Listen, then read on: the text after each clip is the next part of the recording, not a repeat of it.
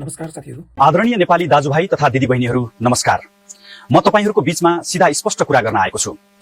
मेरो संसद अनुपस्थितिलाई लिएर विपक्षीहरूले ठूलो हल्ला गरिरहनु भएको छ। बालेन डरायो, भाग्यो, बोल्न सकेन भन्दै। आज म तपाईहरुलाई पूर्ण स्पष्ट पार्न चाहन्छु, यो समय जनताको हकमा काम गर्ने हो। मलाई नजिकबाट चिन्नेहरूलाई थाहा छ, बालेन डराउन जान्दैन। म संसद नजानुको कारण कुनै डर वा संकोच होइन, बरु मेरो काम गर्ने शैली र हाम्रो कानुनी व्यवस्थाले दिएको अधिकारको पालना हो। म भाषणमा होइन, परिणाममा विश्वास गर्छु। म संसदको समय र जनताको पसिनाबाट उठेको करको दुरुपयोग गरी त्यहाँ लामो र अर्थहीन बहस गरिरहन चाहन्न। मैले आज जुन कदम चालेको छु त्यो पूर्ण रूपमा संवैधानिक र कानुनी रूपमा वैध र व्यावहारिक रूपमा आवश्यक निर्णय हो। म कानुनी आधार स्पष्ट पार्न चाहन्छु। 1. नेपालको संविधान 2072 को धारा 76 को उपधारा 10 ले प्रधानमन्त्रीलाई सामूहिक उत्तरदायित्वको कुरा गरेको छ।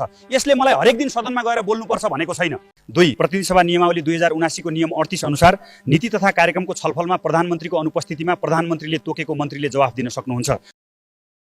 यो प्रावधानले मेरो व्यक्तिगत उपस्थिति र बोल्नु अनिवार्य गरेको छैन। 3. नेपाल सरकारको कार्यविभाजन नियमावलीले प्रधानमन्त्रीलाई नीतिगत निर्णयमा केन्द्रित हुन र विभागीय मन्त्रीहरूलाई सम्बन्धित क्षेत्रको उत्तरदायित्व वहन गर्न निर्देशित गर्छ। म सिंहदरबारमा मन्त्रालयको अत्यन्तै जरुरी काममा व्यस्त रहँदा संसदमा प्राविधिक जवाफ दिन विज्ञ मन्त्रीहरूलाई पठाउनु नै उचित हुन्छ। संसद मेरो लागि कुनै रणभूमि होइन जहाँ मैले कसैलाई जित्नु छ।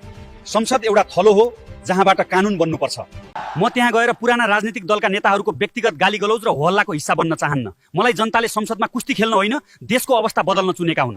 मेरो अनुपस्थिति मर्यादाको उल्लङ्घन होइन, बरु कार्यकुशलताको अभ्यास हो।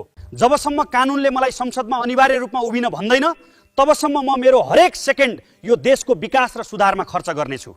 म तपाईहरुसँगै छु। तपाईहरुको मतले आएको यो सरकार जनताको काम गर्न व्यस्त छ। पुरानो शैलीको राजनीतिमा समय खेर फाल्नुभन्दा देश बनाउने काममा लागौं। धैर्य गर्नुहोस्, काम हेर्नुहोस्।